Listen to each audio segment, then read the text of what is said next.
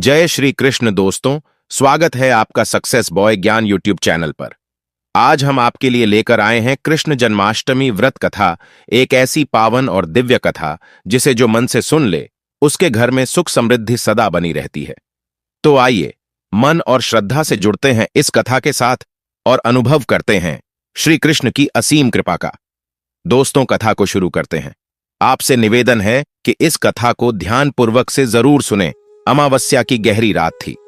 आकाश में काले बादल घुमड़ रहे थे और यमुना के तट पर ठंडी हवा में एक विचित्र कंपन महसूस हो रहा था। उस रात गोकुल और मथुरा के बीच की धरती किसी अदृश्य आहट से कांप रही थी। दूर दूर तक सब कुछ सोया था, परंतु गगन में नक्षत्रों का संयोजन मानो किसी गुप्त घटना का संकेत दे रहा था। यमुना किनारे एक प्राचीन वटवृक्ष के नीचे एक वृद्ध साधु ध्यान मग्न बैठे थे। उनका शरीर धवल वस्त्रों से ढका था और माथे पर चंदन का तिलक चमक रहा था। उनकी आंखें बंद थीं, पर भौहों के बीच एक दिव्य आभा स्पष्ट थी। अचानक, जैसे किसी अदृश्य शक्ति ने उन्हें जगाया, उन्होंने अपनी दृष्टि उस ओर घुमाई जहां से एक हताश और थका हुआ व्यक्ति उनकी ओर बढ़ रहा था।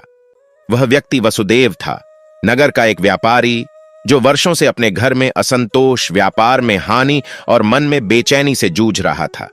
उसके चेहरे पर थकान के साथ साथ एक ऐसी खालीपन की छाया थी जो जीवन से आशा को सोख ले। साधु ने उसे बैठने का संकेत दिया। गुरुदेव, वसुदेव ने धीमे स्वर में कहा, मैं हर पूजा करता हूं, हर व्रत रखता हूं, फिर भी मेरे घर में सुख और शांति नहीं टिकते। साधु की दृष्टि गहरी हो गई। उन्होंने कहा, बेटा, पूजा और व्रत तभी फलते हैं जब वे भीतर तक उतरें। इस वर्ष की जन्माष्टमी तुम्हारे जीवन को बदल सकती है, पर शर्त यह है कि तुम वह कथा सुनो और उसके अर्थ को जियो। वसुदेव ने आदर से कहा, गुरुदेव, मैं सुनने को तत्पर हूं। साधु ने आकाश की ओर देखा। बिजली की हल्की चमक ने बादलों को चीरते हुए एक पल के लिए चांद का चेहरा दिखा दिया। उसी रोशनी में साधु ने कथा शुरू की। द्वापर युग का समय था। मथुरा नगरी अपने वैभव के लिए जानी जाती थी, लेकिन उसके शिखरों पर भय का धुआं मंडरा रहा था। कंस नाम का राजा, जो अपनी शक्ति और क्रूरता के लिए प्रसिद्ध था, अपने ही प्रजा पर लोहे की मुट्ठी से शासन करता था। एक दिन अपनी बहन देवकी का विवाह वसुदेव से करते समय आकाशवाणी हुई, देवकी का 8वां पुत्र कंस का अंत करेगा। क्रोध और भय से कंस की आंखें लाल हो गईं। उसी क्षण उसने देवकी और वसुदेव को बंदी बना लिया। जब तक मैं जीवित हूं, यह भविष्यवाणी पूरी नहीं होगी, उसने घोषणा की। 7 संतानों को उसने निर्दयता से मार डाला। साधु की आवाज अब धीमी और गंभीर हो गई। फिर 8वीं संतान का समय आया। वह रात थी जैसे स्वयं ब्रह्मांड श्वास रोके खड़ा हो। कारागार में देव की पीड़ा सह रही थीं और वसुदेव उनके पास खड़े थे। तभी एक दिव्य प्रकाश फैल गया। उनके सामने एक अद्भुत शिशु प्रकट हुआ।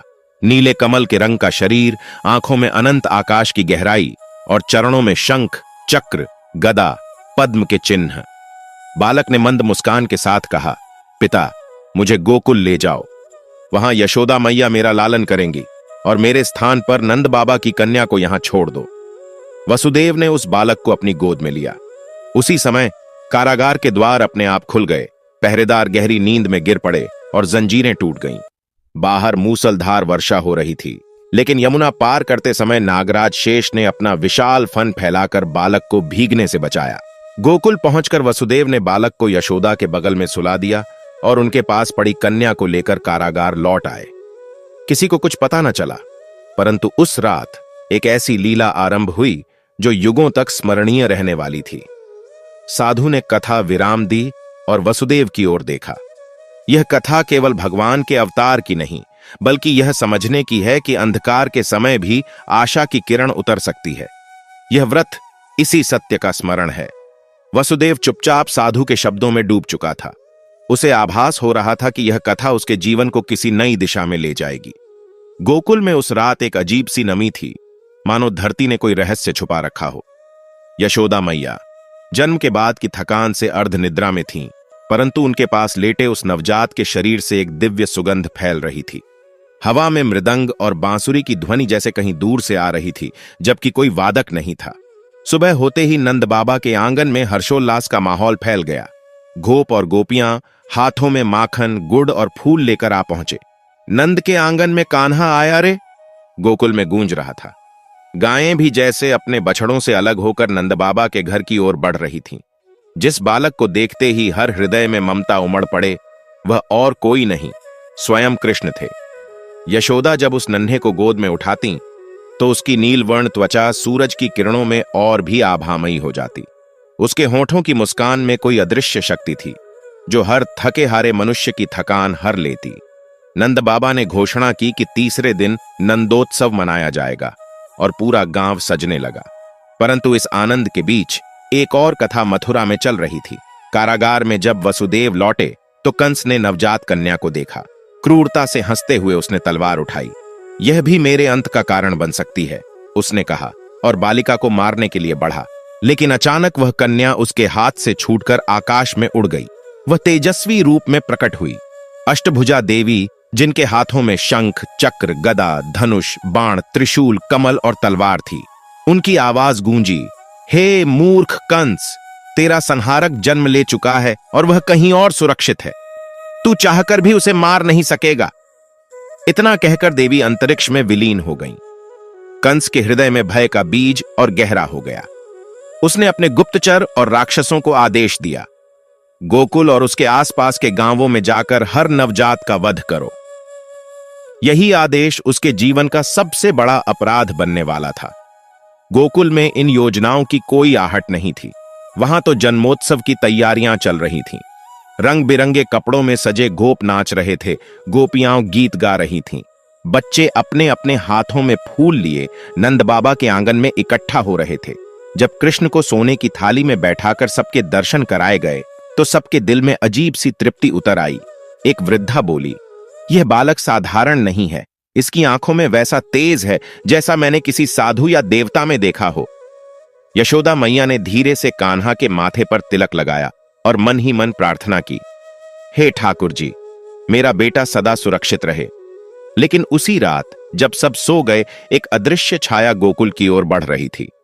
यह कंस द्वारा भेजी गई पहली परीक्षा थी। राक्षसी पूतना, जो सुंदर स्त्री का रूप लेकर शिशुओं का जीवन चूस लेती थी। उसका लक्ष्य स्पष्ट था, नंद बाबा के आंगन में सोए कृष्ण तक पहुंचना। रात का तीसरा प्रहर था। गोकुल की गलियों में गहरा सन्नाटा था। बस कहीं कहीं पर मवेशियों की धीमी आहट और हवा में हिलते पेड़ों की फुसफुसाहट सुनाई दे रही थी। दूर आकाश में बादलों की हल्की परतों के बीच से चंद्रमा झांक रहा था, मानो किसी अनहोनी की आहट महसूस कर रहा हो। इसी समय पश्चिम दिशा से एक स्त्री गोकुल में प्रवेश करती है। उसका रूप इतना मनोहर था कि जिसे देख कोई भी गोपी अपने श्रृंगार को भूल जाए। उसके कानों में झूलते रत्न, माथे पर चंद्राकार बिंदी और वस्त्र ऐसे चमकीले मानो चंद्रमा की किरणों से बुने गए हों। परंतु उसकी आंखों में एक ठंडी, भयावह चमक थी जिसे साधारण लोग पहचान नहीं सकते थे। यह थी पूतना, जो कंस के आदेश पर कृष्ण के जीवन को समाप्त करने आई थी। वह धीरे धीरे नंद बाबा के आंगन में पहुंची। द्वार पर पहरा देने वाली गायें भी उसे देखकर शांत हो गईं, मानो किसी सम्मोहन में आ गई हों। आंगन के बीच झूले में कृष्ण सो रहे थे। उनकी पायल की हल्की छनक हवा में गूंज रही थी और उनके होंठों पर एक हल्की मुस्कान थी, जैसे वे किसी अदृश्य लीला में व्यस्त हों। पूतना ने अपने हृदय में विष भरा हुआ था। उसने अपने स्तनों पर प्रबल विष का लेप किया ताकि जैसे ही बालक दूध पिए उसका प्राण क्षीण हो जाए। वह झूले के पास गई और धीरे से कृष्ण को अपनी गोद में उठा लिया। लेकिन जैसे ही कृष्ण उसकी गोद में आए, पूतना के भीतर एक अजीब कंपन फैल गया। उसने अपने जीवन में अनगिनत शिशुओं का वध किया था, पर आज उसकी छाती में एक अनजाना स्नेह और भय दोनों साथ जाग रहे थे। कृष्ण ने अपनी आंखें खोलीं और पूतना की आंखों में सीधा देखा। यह दृष्टि इतनी गहरी थी कि मानो उसके भीतर छिपा सारा अंधकार उजागर हो गया हो। इसके बाद कृष्ण ने उसके स्तनों से दूध पीना शुरू किया, लेकिन वे केवल दूध नहीं पी रहे थे, वे उसकी प्राण शक्ति खींच रहे थे, उसके भीतर जमा वर्षों का पाप नष्ट कर रहे थे। पूतना तड़पने लगी। उसका सुंदर रूप क्षीण होकर असली राक्षसी रूप में बदल गया। उसकी आंखें लाल हो गईं, बाल बिखर गए और स्वर भयावह चीख में बदल गया। पूरा गोकुल जाग उठा। लोग दौड़कर बाहर आए और देखा, एक विशालकाय राक्षसी जिसकी लंबाई वृक्षों से भी अधिक थी, भूमि पर गिरी पड़ी थी। उसके हाथ पांव फैले हुए थे और चेहरा भयानक था, लेकिन कृष्ण उसकी छाती पर खेलते हुए मुस्कुरा रहे थे। नंद बाबा और यशोदा मैया ने भय और विस्मय के मिश्रण में उन्हें उठाया। वृद्ध गोप गहवर ने कहा, यह बालक कोई साधारण नहीं, जिसने पूतना जैसी मायावी को खेल खेल में मार डाला, वह अवश्य ही दिव्य स्वरूप है। साधु की वाणी, जो वसुदेव को कथा सुना रहे थे, यहां धीमी और गंभीर हो गई। बेटा, पूतना केवल एक राक्षसी नहीं थी, वह प्रतीक थी झूठे प्रेम और छलावे का। जीवन में कई बार लोग मीठे वचनों में विष छुपाकर आते हैं। जो विवेकवान है वह उनके मुखौटे को पहचान लेता है, और भीतर का कृष्ण जागता है तो वह ऐसे हर छल को नष्ट कर देता है। वसुदेव ने सिर झुकाकर स्वीकार किया। उसके मन में यह बात उतर चुकी थी कि कथा का हर प्रसंग एक गहरा जीवन संदेश छुपाए है। पूतना के वध के बाद गोकुल में एक नया विश्वास जन्मा। गांव के लोग अब कृष्ण को केवल नंद बाबा का पुत्र नहीं, बल्कि किसी दिव्य शक्ति का अवतार मानने लगे। बच्चे उनके साथ खेलते, गोपियां उनके पीछे पीछे घूमती और गायें उनके पास आकर अपनी आंखों में ममता भर लेती। परंतु मथुरा का कंस चैन से बैठने वाला नहीं था। वह अपनी राजसभा में बैठा, जहां अंधकार और भय का वातावरण फैला था। उसके मन में केवल एक ही चिंता थी, 8वां पुत्र। वह अब भी जीवित है। उसने अपने दूतों को आदेश दिया, गोकुल को अस्थिर करो, उनके हृदय में भय बो दो, ताकि वह बालक असुरक्षित हो जाए। और इस बार उसने भेजा शकटासुर। शकटासुर एक असुर था जो निर्जीव वस्तुओं में अपना रूप भरकर विनाश कर सकता था। वह एक पुराने भारी बैलगाड़ी के रूप में गोकुल पहुंचा। यह बैलगाड़ी नंद बाबा के आंगन में रखी थी, और उस दिन यशोदा मैया ने कृष्ण को उसके नीचे छांव में सुला दिया था। जब सब लोग उत्सव की तैयारियों में व्यस्त थे, शकटासुर धीरे धीरे अपनी घातक शक्ति से उस गाड़ी को हिलाने लगा ताकि वह कृष्ण पर गिर जाए। परंतु उस समय नन्हे कृष्ण ने अपने छोटे छोटे पैर हवा में मारते हुए गाड़ी को इतनी जोर से ठोकर मारी कि वह पलट गई और लकड़ी के टुकड़े चारों ओर बिखर गए। गांव के लोग दौड़कर आए और हैरान रह गए। कोई नहीं समझ पा रहा था कि एक शिशु ने यह कैसे किया। परंतु जिनकी आंखें भीतर देखना जानती थीं, वे समझ गए कि यह लीला केवल खेल नहीं, सुरक्षा का प्रतीक थी। साधु की आवाज में गहरी प्रतीकात्मकता थी। बेटा, शकटासुर उस बोझ का प्रतीक है जो जीवन में अनजाने में हम पर लाद दिया जाता है। पुराने विचार, दूसरों की अपेक्षाएं और वे डर जो हमारे अपने नहीं फिर भी हमें दबाते हैं। भीतर का कृष्ण जागता है तो वह इन बोझों को पलट देता है। लेकिन गोकुल के लिए खतरे यहीं समाप्त नहीं हुए थे। कुछ दिनों बाद आकाश में एक बवंडर उठा। यह कोई साधारण तूफान नहीं था। यह था तृणावर्त, एक असुर जो हवा का रूप लेकर बच्चों को उठा ले जाता था और दूर आकाश में ले जाकर गिरा देता था। उस दिन यशोदा मैया कृष्ण को आंगन में खेलते छोड़कर घर के भीतर चली गईं। अचानक एक तेज हवा उठी, इतनी प्रचंड कि पेड़ जड़ से हिलने लगे। धूल और पत्तियों के बीच तृणावर्त ने कृष्ण को उठा लिया और आसमान की ओर ले गया। लेकिन कुछ ही क्षण बाद गांव वालों ने आकाश से एक भारी वस्तु को धरती पर गिरते देखा।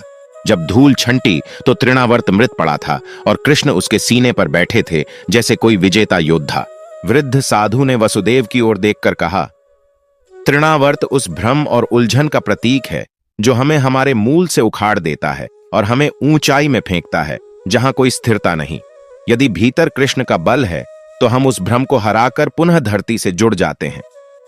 वसुदेव के मन में अब यह स्पष्ट होने लगा था कि यह कथा केवल भगवान के अद्भुत कारनामों की नहीं, बल्कि जीवन के गहन सत्य की शिक्षा भी है। गोकुल में अब कृष्ण का बाल्यकाल पूरी तरह खिल चुका था। उनके नन्हे नन्हे पांव गांव की गलियों में दौड़ते और जहां वे जाते वहां आनंद की लहर फैल जाती। गोप बाल उनके मित्र बन गए थे और गायों के बीच तो वे ऐसे घुल मिल गए थे जैसे उनकी ही संतान हो। सुबह का समय आता तो कान्हा बांसुरी लेकर वन की ओर निकल जाते। उनकी धुन सुनकर गायें खुद ब खुद उनके पीछे चल पड़ती। मोर नृत्य करने लगते और यहां तक कि यमुना की लहरें भी उनके स्वर में थिरक उठती। गोपियां उन्हें दूर से देखतीं और कहतीं, यह बालक केवल गायों का ही रक्षक नहीं, हमारे हृदय का भी स्वामी है। लेकिन इसी बीच एक और प्रसंग आने वाला था जो गोकुल की दिशा बदल देगा। मथुरा में कंस के कानों में खबर पहुंची कि गोकुल का यह नीलवर्ण बालक चमत्कार करता है और गांव के लोग उसे भगवान का अवतार मानने लगे हैं। उसने नए नए दैत्य भेजने की योजना बनाई। लेकिन इसी समय एक और घटना हुई जिसने कृष्ण को केवल गोकुल ही नहीं, पूरे ब्रज का नायक बना दिया। गोकुल और उसके आसपास के गांवों में इंद्र पूजा का प्रचलन था। लोग मानते थे कि वर्षा और उर्वरता का स्रोत इंद्र है और हर वर्ष वे बड़े धूमधाम से इंद्र का यज्ञ करते थे। उस वर्ष भी तैयारी हो रही थी जब कृष्ण ने नंद बाबा से प्रश्न किया, पिताजी, यह पूजा किसके लिए है? नंद बाबा ने समझाया, बेटा, इंद्र वर्षा के देवता हैं। हम उनका पूजन करते हैं ताकि हमारी गायों और खेतों को वर्षा मिले। कृष्ण ने मुस्कुराते हुए कहा, पिताजी, वर्षा तो पर्वतों, नदियों और वृक्षों के कारण होती है। हमें गोवर्धन पर्वत का पूजन करना चाहिए, जो हमारी गायों को घास देता है और हमें पानी प्रदान करता है। उनके तर्क में एक अद्भुत दृढ़ता थी। पूरे गांव ने इंद्र पूजा छोड़कर गोवर्धन की पूजा की। गोवर्धन पर्वत को अन्न, दूध, माखन और पुष्प अर्पित किए गए और वहां उत्सव मनाया गया। यह देखकर स्वर्ग में इंद्र क्रोधित हो उठा। उसने मेघों को आदेश दिया, ब्रजभूमि पर प्रलयंकारी वर्षा बरसाओ ताकि ये लोग मेरी उपेक्षा का दंड भुगतें। तूफान शुरू हो गया। आकाश में बिजली कौंधने लगी, बादल गरजने लगे और पानी इतनी तेजी से बरसा कि घर बहने लगे। गायें और लोग भयभीत होकर कृष्ण के पास आए। तभी नन्हे कृष्ण ने अपनी बाईं करंगली पर गोवर्धन पर्वत उठा लिया। आओ, सब इसके नीचे शरण लो, उन्होंने कहा। लोग और मवेशी पर्वत के नीचे सुरक्षित हो गए और 7 दिन 7 रात तक कृष्ण ने पर्वत को थामे रखा। जब इंद्र ने देखा कि उनका तूफान व्यर्थ हो गया है, तो वह पृथ्वी पर आया और कृष्ण से क्षमा मांगी। कृष्ण ने कहा, देवताओं को भी याद रखना चाहिए कि उनका अस्तित्व प्रजा की रक्षा के लिए है, न कि भय फैलाने के लिए। साधु ने वसुदेव से कहा, बेटा, गोवर्धन उठाना केवल शक्ति का प्रदर्शन नहीं था, यह जीवन में संरक्षण का प्रतीक है।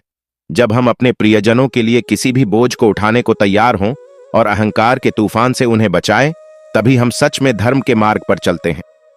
वसुदेव के हृदय में यह बात गहरे उतर गई। उसे समझ में आने लगा था कि हर लीला एक शिक्षा है और जन्माष्टमी का व्रत केवल उपवास नहीं, बल्कि इन शिक्षाओं को अपने जीवन में उतारने का संकल्प है। गोवर्धन लीला के बाद कृष्ण का प्रभाव ब्रजभूमि में और भी बढ़ गया। अब उन्हें केवल गाय चराने वाला बालक नहीं, बल्कि सभी के रक्षक और मार्गदर्शक के रूप में देखा जाने लगा। परंतु उनके जीवन की सबसे अद्भुत और रहस्यमयी लीलाएं अब प्रकट होने वाली थीं। रास और भक्ति का वो प्रवाह जो युगों तक प्रेम का प्रतीक बनकर रहेगा। शरद पूर्णिमा की रात थी। आकाश में चांद अपनी पूर्ण आभा में चमक रहा था। यमुना के किनारे चांदनी इस तरह बिखरी थी जैसे धरती पर मोती बिछा दिए हों। मंद मंद बहती हवा में कदम्ब के फूलों की सुगंध फैली थी। कृष्ण ने अपनी बांसुरी उठाई और एक मधुर राग छेड़ा। वह धुन केवल संगीत नहीं थी, वह एक आह्वान था, आत्मा को उसके परम प्रिय की ओर खींचने वाला। गोकुल और वृंदावन की गोपियां, चाहे वे घर में हों, चक्की पीस रही हों, पानी भर रही हों या बच्चों को सुला रही हों, सब कुछ छोड़कर उस धुन की ओर खींचने लगीं। उनके कदम किसी साधारण इच्छा से नहीं, बल्कि किसी गहरे अनकहे वचन से प्रेरित थे। यमुना किनारे जब वे पहुंची तो देखा कृष्ण वहां खड़े हैं, उनके मुख पर हल्की मुस्कान और आंखों में अनंत प्रेम का सागर। उन्होंने गोपियों से कहा, तुम सब अपने अपने घर लौट जाओ, यह समय उचित नहीं। गोपियों ने उत्तर दिया, यदि आप ही हमारे घर और हृदय के स्वामी हैं, तो हम आपसे दूर कैसे जाएं? हम आपके बिना तो स्वयं को अधूरा पाती हैं। तब कृष्ण ने रास प्रारंभ किया। प्रत्येक गोपी के साथ वे ऐसे नृत्य करने लगे मानो वे केवल उसी के हों। प्रत्येक ने अनुभव किया कि कृष्ण उनके निकट हैं, और फिर भी सभी के। यह रास केवल नृत्य नहीं था, यह भक्ति का चरम था, जहां आत्मा और परमात्मा एक हो जाते हैं और मैं तथा मेरा समाप्त हो जाता है। साधु की वाणी यहां धीमी और गूढ़ हो गई। बेटा, रास का अर्थ केवल प्रेम का उत्सव नहीं है, यह उस अवस्था का प्रतीक है जब साधक अपने भीतर के कृष्ण से इतना जुड़ जाता है कि संसार का हर कार्य उसी का नृत्य बन जाता है। जब मन, वचन और कर्म एक ही सुर में बजने लगें, तभी जीवन में पूर्णता आती है। परंतु रासलीला के इन मधुर क्षणों के बीच एक छाया अभी भी मथुरा में सक्रिय थी। कंस, उसके जासूस लगातार वृंदावन से खबरें ला रहे थे। गोवर्धन पर्वत उठाने और पूतना, शकटासुर, तृणावर्त जैसे असुरों के वध की घटनाओं ने उसके भय को और बढ़ा दिया था। उसने निर्णय लिया कि अब समय आ गया है कृष्ण को सीधे मथुरा बुलाकर उनका अंत करने का। उसने एक योजना बनाई। वह मल्लयुद्ध के बहाने कृष्ण और बलराम को अपने महोत्सव में आमंत्रित करेगा, लेकिन यह आमंत्रण एक छल होगा जिसमें हर कदम पर मृत्यु का जाल बिछा होगा। वसुदेव ध्यानपूर्वक कथा सुन रहा था। उसे लगने लगा था कि अब यह गाथा अपने निर्णायक मोड़ की ओर बढ़ रही है, जहां कंस का अंत होगा और धर्म की स्थापना के नए चरण की शुरुआत। मथुरा से नंद बाबा के नाम एक संदेश आया। उसमें कंस ने बड़े सम्मान से लिखा था, मामा के यहां आने का समय आ गया है। मथुरा में एक भव्य धनुर्धर प्रतियोगिता और मल्लयुद्ध महोत्सव का आयोजन हो रहा है। कृष्ण और बलराम इसमें भाग लें और अपने पराक्रम का प्रदर्शन करें। गोकुल के कई लोग इसे राज सम्मान समझकर प्रसन्न हुए, लेकिन नंद बाबा के मन में एक अनजाना भय था। उन्होंने यशोदा से कहा, मुझे यह आमंत्रण उत्सव से अधिक किसी जाल जैसा प्रतीत हो रहा है।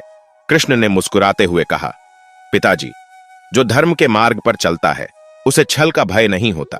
हम अवश्य जाएंगे। अगले दिन गोकुल में प्रस्थान की तैयारी हुई। कृष्ण, बलराम और नंद बाबा के साथ कुछ गोप मथुरा की ओर चल पड़े। रास्ते में उन्हें अनेक अद्भुत दृश्य और घटनाएं मिली। सबसे पहले वे मदनवन पहुंचे, जहां एक विशालकाय हाथी कुंजरक लोगों को आतंकित कर रहा था। उसकी आंखों में क्रूरता थी और वह अपने दांतों से पेड़ों को उखाड़ देता था। कंस ने इस हाथी को विशेष रूप से कृष्ण के स्वागत के लिए भेजा था, ताकि महल में पहुंचने से पहले ही उनका अंत हो जाए। लेकिन जैसे ही वह हाथी गर्जना करता हुआ कृष्ण की ओर बढ़ा, कृष्ण ने फुर्ती से उसके दांत पकड़कर एक ही झटके में उसे धराशायी कर दिया। बलराम ने उसकी सूंड पकड़कर उसे दूर फेंक दिया। गोपों ने यह देख हर्ष से जयघोष किया और मथुरा की गलियों में यह समाचार बिजली की तरह फैल गया। जैसे जैसे वे मथुरा के निकट पहुंचे, लोग अपने घरों से निकलकर उन्हें देखने लगे। कोई उनके चरण छूता, कोई उनके लिए फूल लाता और कोई केवल दूर से दर्शन करके ही तृप्त हो जाता। कई वृद्ध स्त्रियों ने आशीर्वाद दिया, तुम हमारे नगर के अंधकार को दूर करोगे। अंततः वे कंस के महल के विशाल द्वार पर पहुंचे। वहां का वातावरण ठंडा और भव्य था, लेकिन भीतर कहीं एक दमनकारी भय छुपा था।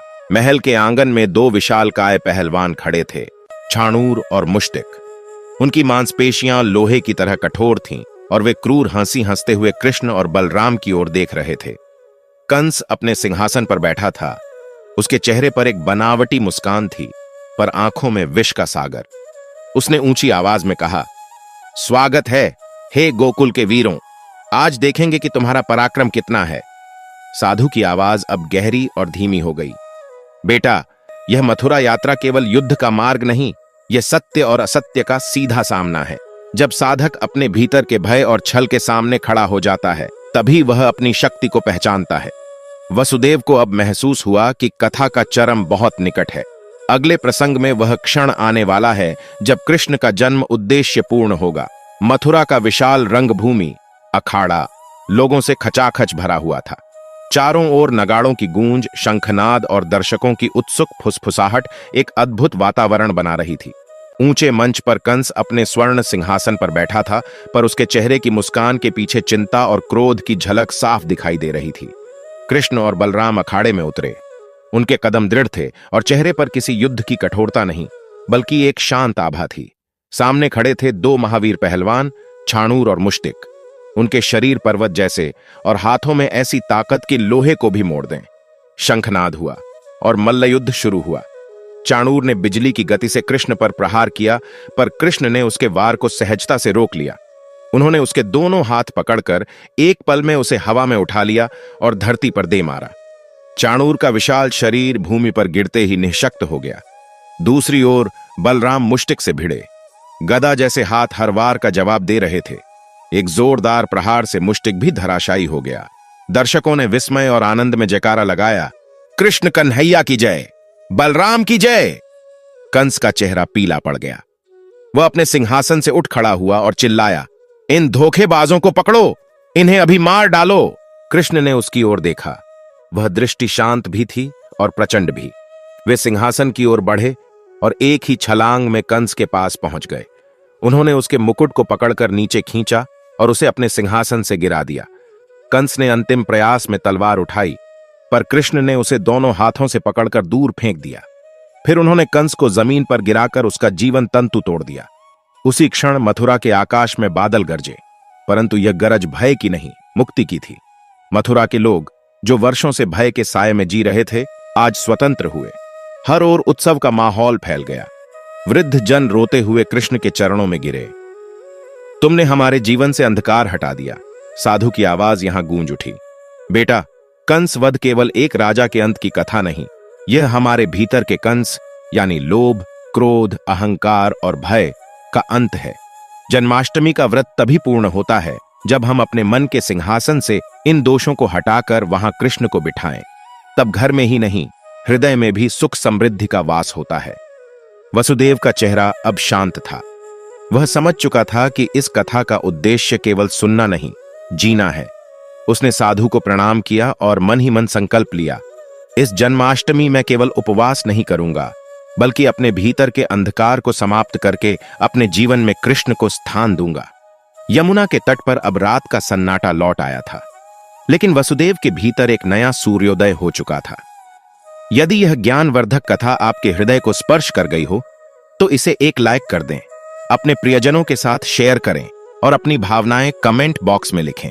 और हां, यदि आपने अभी तक इस चैनल को सब्सक्राइब नहीं किया है तो तुरंत सब्सक्राइब करें और घंटी का निशान दबाएं, ताकि ऐसी ही पावन और ज्ञानवर्धक कथाएं आप तक सबसे पहले पहुंचें। जय श्री कृष्ण।